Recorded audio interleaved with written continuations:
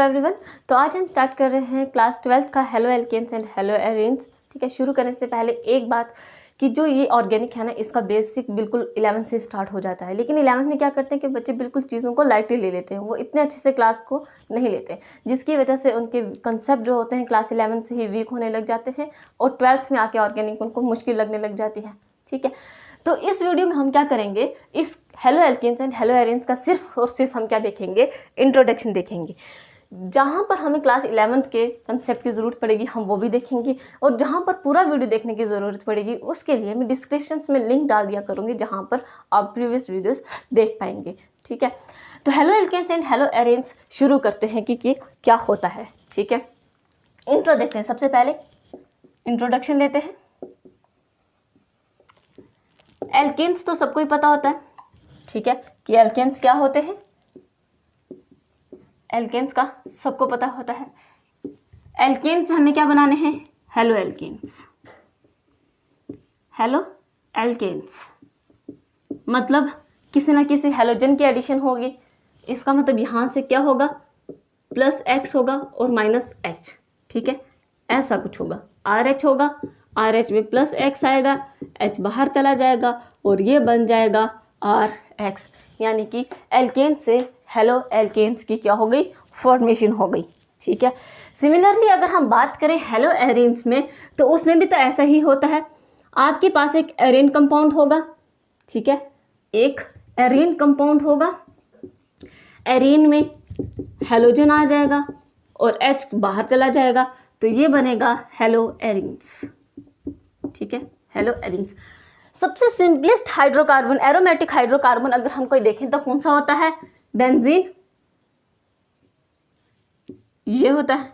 इस पर हम करवाते हैं कोई भी हेलोजन ऐड और हाइड्रोजन यहाँ से क्या कर देते हैं, बाहर निकाल देते हैं, तो ये कैसा आएगा, हेलोजन। लेट्स सपोज इसके ऊपर आ गया, तो ये क्या बन गया हमारा, हेलो एरेन्स। ठीक है, बहुत सिंपल है कि हेलो एल्केन्स क्या होते हैं और हेलो एरेन्स क्या होते हैं। ठीक है, इतना तो पता चल गया होगा, बहुत इजी है ये सब। ठीक है, नेक्स्ट एक चीज़ और, जो यहाँ पर एक्स है ना, ये फ्लोरीन, क्लोरीन, ब्रोमीन, आयोडीन। ठीक है, ये होता है। ठीक है, fluorine, chlorine, bromine, iodine. Next हम क्या करते हैं, एक क्लासिफिकेशन देखते हैं। Halo alkanes and haloarenes में ही हम इसकी क्लासिफिकेशन देखते हैं। ठीक है, एक चीज़ और, जो भी हेलो एल्केन्स और हेलो एरेन्स करवाया जाएगा, ये सब और सब किस बेसिस पे होगा, एनसीईआरटी के बेसिस पे होगा। जैसे एनसीईआरटी में टॉपिक होंगे वैसे ही आपको यहाँ पर करवाए जाएंगे। ठीक है, एनसीईआरटी बहुत इंपॉर्टेंट होती है। क्लासिफिकेशन, सबसे पहली क्लासिफिकेशन हेलोजन एटम पे बेस होती है। ठीक है, बेस्ड ऑन हेलोजन एटम, कि कितने हेलोजन एटम आएंगे और कितने नहीं आएंगे। Okay, based on halogen atom, number of halogen atom लिखते हैं, नंबर ऑफ हेलोजन एटम। ठीक है, एल्काइल हैलाइड का ऐसा हुआ, RCHX, ये क्या है, एक हमारा हेलो एल्केन है। जब एक हेलोजन आता है तो ये क्या बन जाता है, मोनोहेलाइड। ये क्या आता है, मोनोहेलाइड। अगर एक हेलोजन के बजाय दो हेलोजन आ जाएं तो ये क्या बनेगा, डाइहेलाइड। ठीक है, सिमिलरली अगर तीन हेलोजन आ जाए, यहाँ पे भी हेलोजन आ जाए, तो ये क्या बन जाएगा, ट्राइहेलाइड। ठीक है, ये हम किस में देख रहे हैं, हेलो एल्केन्स में, कि अगर एक हेलोजन आएगा तो वो मोनोहेलाइड बन जाएगा, दो होंगे तो डाइहेलाइड, तीन होंगे तो ट्राइहेलाइड। ठीक है, for example CH3 CH Cl और यहाँ पे भी H, तो ये क्या बन गया, मोनोहेलाइड। ठीक है, क्यों, क्योंकि सिर्फ और सिर्फ क्या है, एक ही हेलोजन एटम है। ठीक है, या फिर आप इसको मोनोहेलो एल्केन्स भी लिख सकते हो। ठीक है, मोनोहेलाइड भी लिख सकते हो और मोनो हेलो एल्केन भी लिख सकते हो।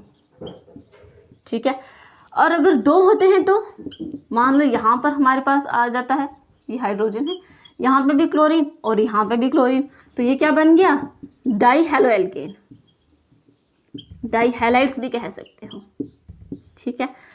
सिमिलरली सी पर आ जाता है एक हाइड्रोजन, अब यहाँ पर आएगा एक क्लोरीन, ठीक है। तीनों के तीनों हैलोजन आ गए, तो ये बन गया ट्राई हैलो एल्केन्स, ठीक है। तो इस तरह से हम क्या कर रहे हैं, हैलो एल्केन्स की क्लासिफिकेशन देख रहे हैं, ठीक है। जैसे हमने हैलो एल्केन में देखा, ऐसे ही हम हैलो एरिन्स में देखते हैं। ये है हमारा एक एरिन कंपाउंड, जब इस पे एक हैलोजन आ गया तो ये क्या बन गया,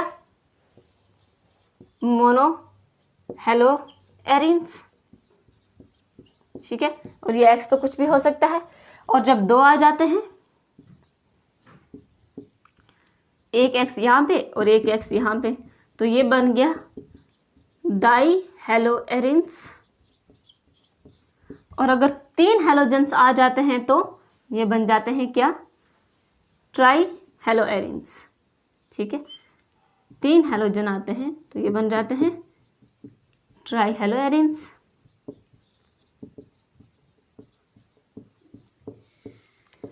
और जो ये एक्स है ना, ये कुछ भी हो सकता है, फ्लोरीन भी हो सकता है, क्लोरीन भी हो सकता है, ब्रोमीन भी एंड आयोडीन भी, ठीक है। तो ये हमने देखा। अब हम क्या करते हैं, जो ये मोनोहैलाइड है ना, इसका आगे देखते हैं, ठीक है। मोनोहैलाइड को देखते हैं आगे कि इसकी क्लासिफिकेशन भी होती है मोनोहैलाइड की।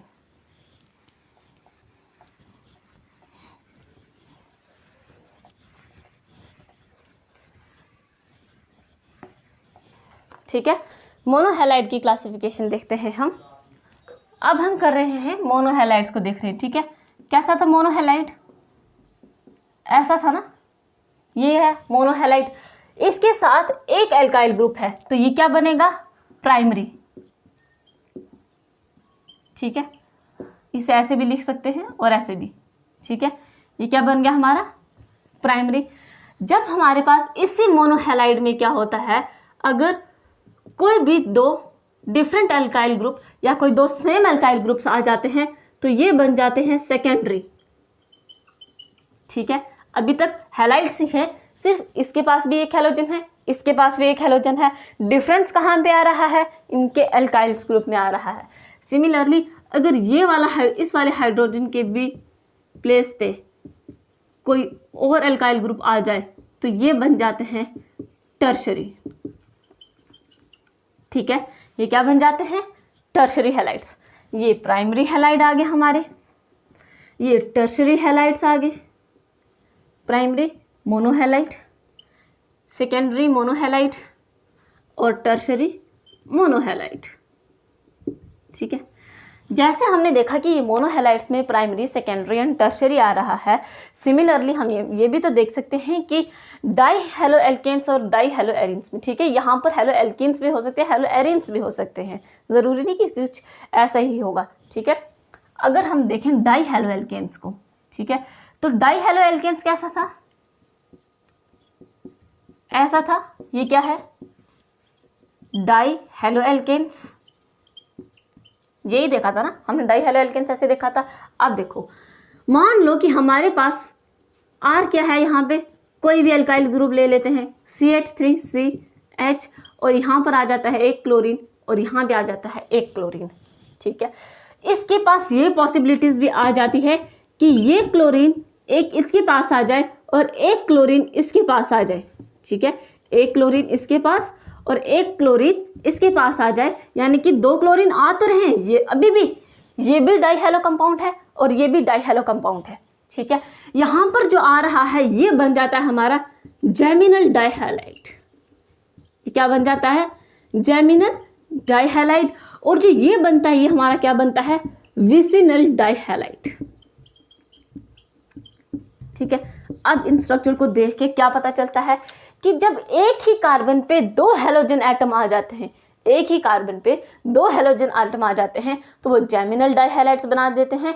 जब 2 डिफरेंट कार्बन पे 2 डिफरेंट हैलोजन्स आते हैं, तो वो क्या बना देते हैं, विसिनल डाइहैलाइड्स बना देते हैं, ठीक है। अब जैसे हमने यहाँ पे पढ़ा ऐसे ही हम लेते हैं हेलो एरेन्स के केस में। सबसे पहले यहाँ पे एक क्लोरीन, यहाँ पे भी एक क्लोरीन, ठीक है।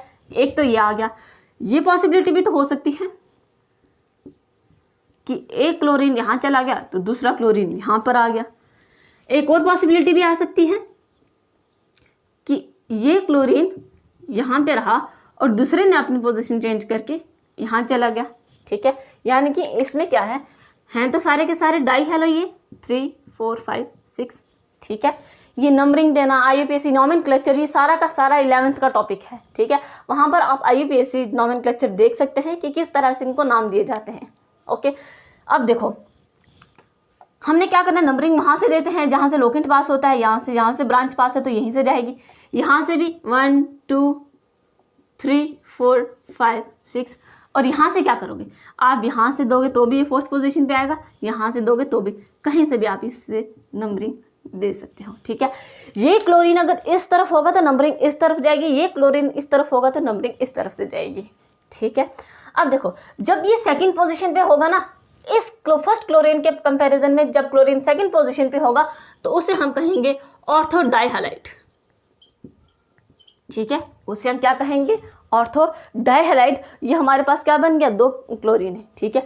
सिमिलरली अगर पोजीशन थर्ड पे होगा तो ये बनेगा मेटा डाइहैलाइड, और अगर पोजीशन फोर्थ पे है तो ये क्या बन गया, para डाइहैलाइड,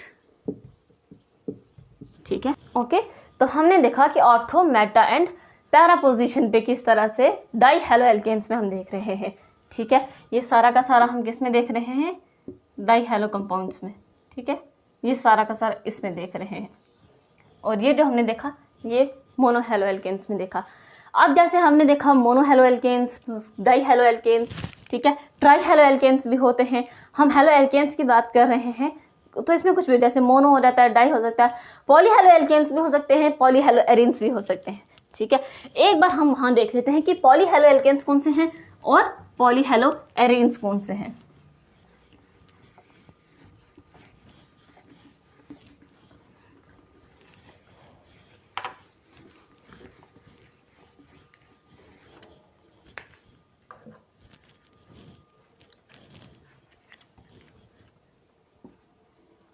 poly halo alkanes and polyhaloarenes, ठीक है। Poly halo alkanes and polyhaloarenes, alkane भी है, एरीन भी है, पॉली हेलो, ठीक है। इस पॉली हेलो का क्या मतलब हुआ कि मोर देन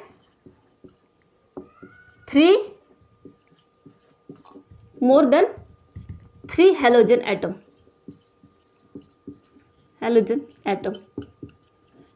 3 और मोर देन 3, ठीक है। 3 से ज़्यादा से जब हेलोजन एटम्स आने लग जाते हैं तो वो पॉली हेलो एल्केन्स और पॉली हेलो एरीन्स में आ जाते हैं, ठीक है। यहाँ पर आप लिख सकते हो 3 और मोर देन 3 हेलोजन एटम, ठीक है। अब इसमें हम देखते हैं किस तरह से है। सबसे पहले CH, मान लो यहाँ पे भी क्लोरीन था, यहाँ पे भी क्लोरीन है, एक क्लोरीन और आ जाता है तो ये क्या बन जाता है, CHCl3, कुछ ऐसा ही है। तो ये क्या बना हमारा, क्लोरोफॉर्म, ठीक है। CHCl3 क्लोरोफॉर्म ही तो होता है। सिमिलरली क्लोरीन है, ऐसे फ्लोरीन भी हो सकता है, तो ये क्या बनेगा, फ्लोरोफॉर्म। CHF डाई भी हम देख चुके हैं और मोनो भी देख चुके हैं। अब जो हम देख रहे हैं ये क्या है, पॉली। पहले हम 3 देख लेते हैं, इसी तरह से हम 4 में भी देखेंगे। फ्लोरीन हो गया, ब्रोमीन देख लेते हैं, यहाँ पे भी ब्रोमीन, तो ये बन गया ब्रोमोफॉर्म। और इसी तरह से आयोडो भी आ जाते हैं, ठीक है। ये क्या बन गया, आयोडो फॉर्म, ठीक है। ये हमने देखे कि 3 हेलोजन एटम्स हैं। अगर एक कार्बन पे 4 हेलोजन हो, एक कार्बन पे 4 हेलोजन हो, तब क्या बनेगा, CCl4, ठीक है। काफ़ी फेमस भी है ये। इसको हम जानते हैं किस नाम से, carbon tetrachloride. Tetra means 4 chlorine है एक कार्बन के ऊपर, ठीक है, काफ़ी फेमस भी है ये, ठीक है, कोई भी हैलोजन हो सकता है। मतलब हमने 3 में भी देखा, दो हैलोजन पे भी देखा, 1 हैलोजन पे भी देखा और 4 हैलोजन्स पे भी हमने देख लिए, ठीक है। अगर हमारे पास कोई एरोमेटिक कंपाउंड्स पे होगा तब 3 हैलोजन ले लेते हैं, 1 क्लोरीन यहाँ पे, 1 क्लोरीन यहाँ पे, 1 क्लोरीन यहाँ पे, नाम दे देते हैं 1 2 यहाँ पे, 3 यहाँ पर, 4 यहाँ पे और 5 और 6, ठीक है। इसका क्या नाम बनेगा 1 2 3 ट्राइक्लोरो बेंजीन, ठीक है। IUPAC नॉमेनक्लेचर जो है ये एक प्लेलिस्ट है जिसकी डिस्क्रिप्शन में आपको लिंक में डाल दूंगी, वहां पर पूरा का पूरा IUPAC नॉमेनक्लेचर आप देख सकते हैं। बेंजीन के ऊपर एक अलग लेक्चर है और इन सब के ऊपर हैलोजेंस अगर कोई फंक्शनल ग्रुप होगा तब किस तरह से नाम दिया जाता है उसके ऊपर अलग लेक्चर है, और अगर स्ट्रेट चेन होगी तब कैसे नाम दिया जाता है, ब्रांच चेन में नाम किस तरह से दिया जाता है, ये सब का सब जो होता है IUPAC नॉमेनक्लेचर 11th का टॉपिक है, ठीक है, और बहुत ईजी भी है वहाँ पे, ठीक है।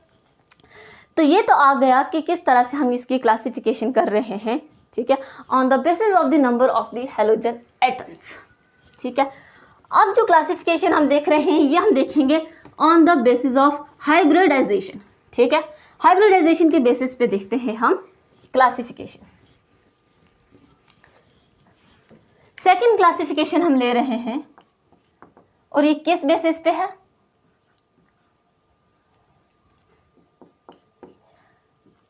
on the basis of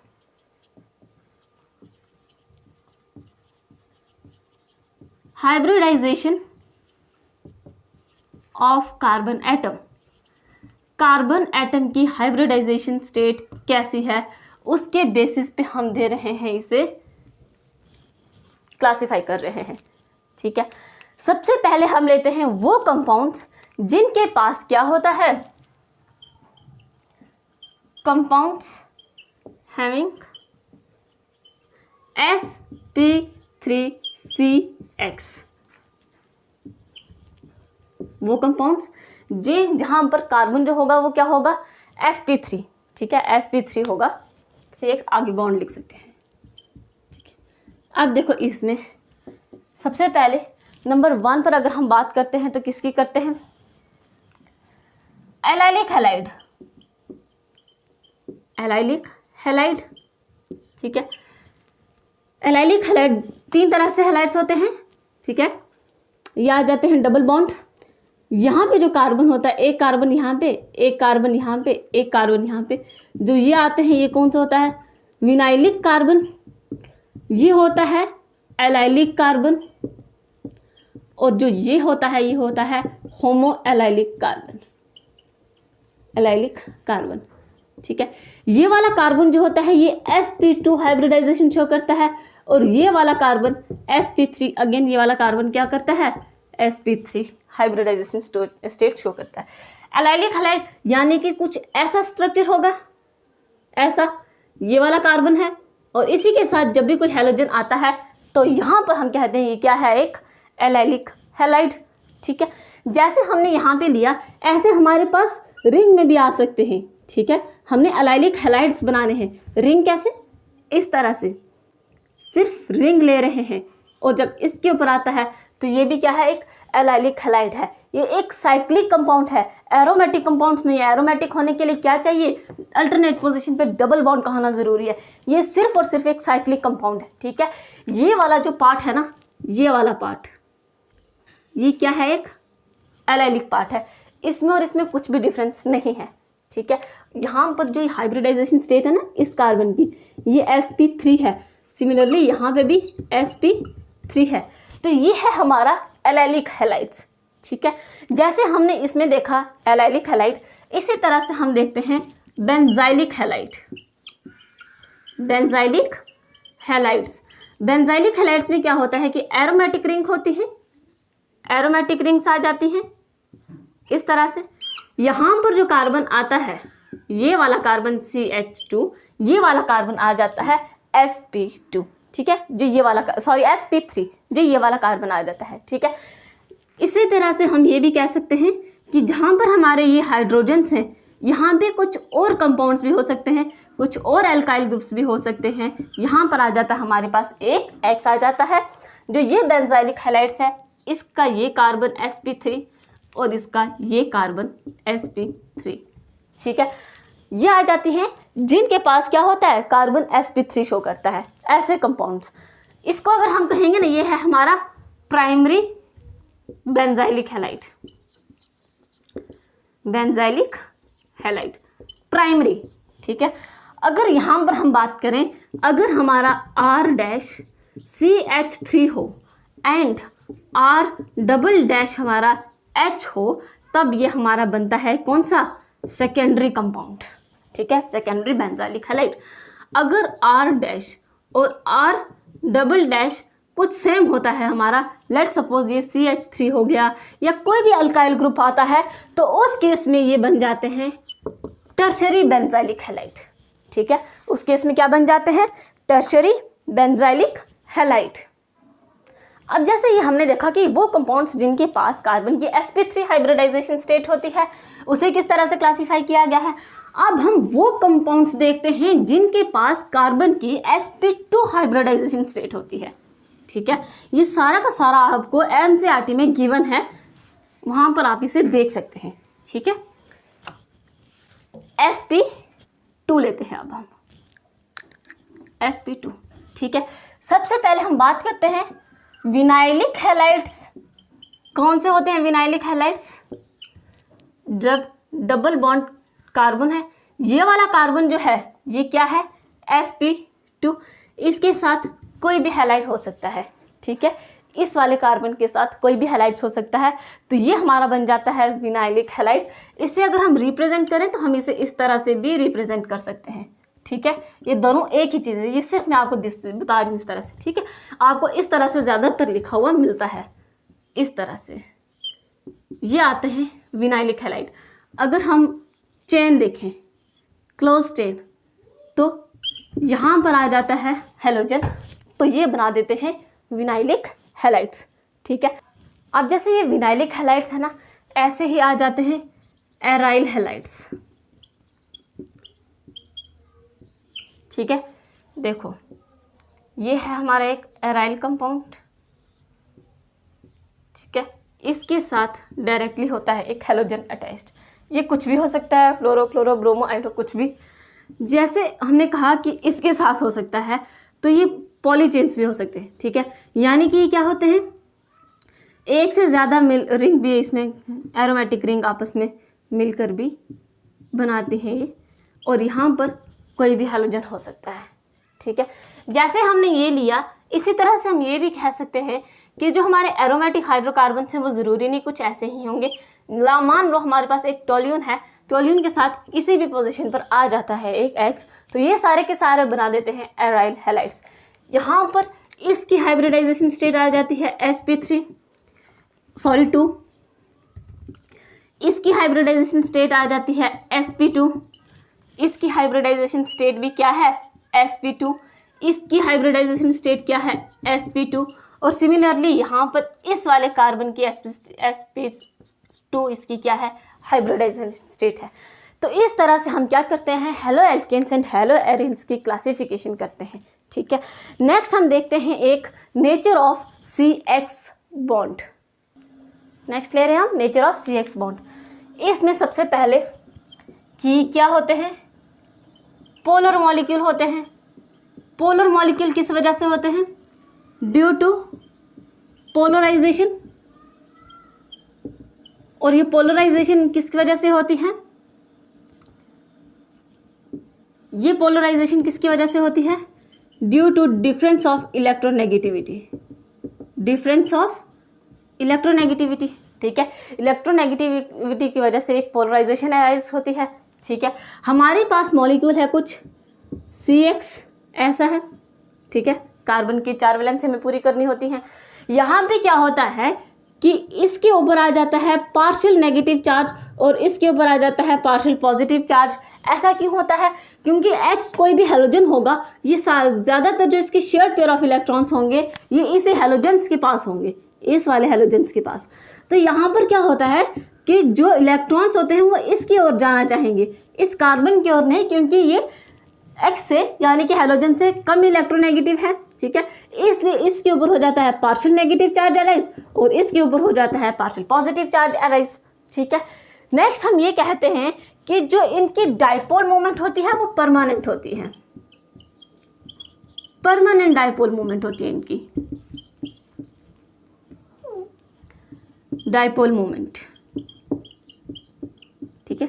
ये हम CX में बता रहे हैं कि इनकी जो डाइपोल मोमेंट होती है वो परमानेंट होती है। अभी एक टेबल में मैं आपको दिखाती हूँ कि CF जब कार्बन के साथ फ्लोरीन होगा तब क्या डाइपोल मोमेंट होगी, क्लोरीन के साथ क्या होगी, ब्रोमीन के साथ क्या होगी और आयोडीन के साथ क्या होगी, ठीक है। एक छोटा सा टेबल देख लेते हैं। ये एक टेबल है जो कि बुक में गिवन है, ठीक है। यहाँ से हमें सबसे पहले बॉन्ड CH3CF का देखते हैं, इनकी बॉन्ड लेंथ, इनकी बॉन्ड एनर्जी, देन इनकी डाइपोल मोमेंट, ठीक है।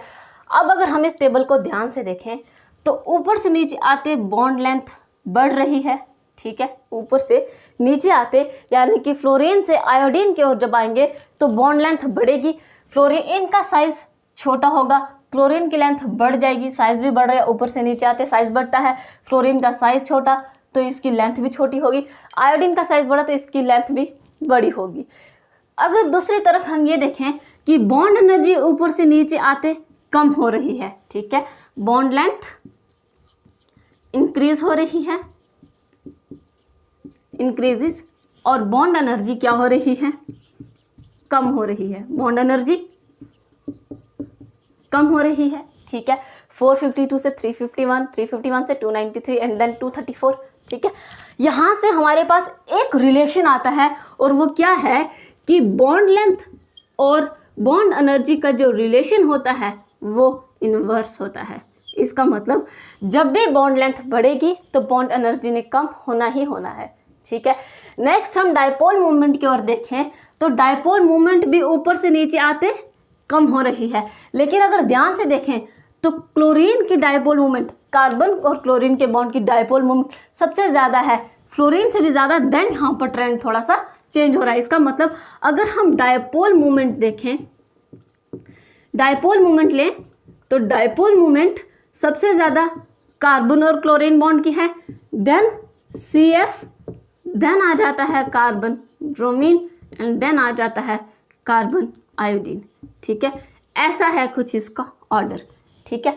यहाँ पर एक ये इंपॉर्टेंट चीज़ है कि फ्लोरीन से ज़्यादा होती है CCl की डाइपोल मूवमेंट। ऐसा क्यों? क्योंकि क्लोरीन, इसका साइज जो रहता है फ्लोरीन का कार्बन के साथ काफ़ी छोटा होता है, ये इतनी इजीली डिसोसिएट नहीं हो सकता जैसे कि CCl हो सकता है, ठीक है। तो इसीलिए कहते हैं कि डाइपोल मोमेंट जो होती है कार्बन क्लोरीन बॉन्ड की ज़्यादा होती है as compared to that of the carbon fluorine bond, then carbon bromine and then carbon iodine. हमने पहले कहा था कि इसकी डाइपोल मोमेंट परमानेंट होती है और यही है इसकी डाइपोल मोमेंट, ठीक है।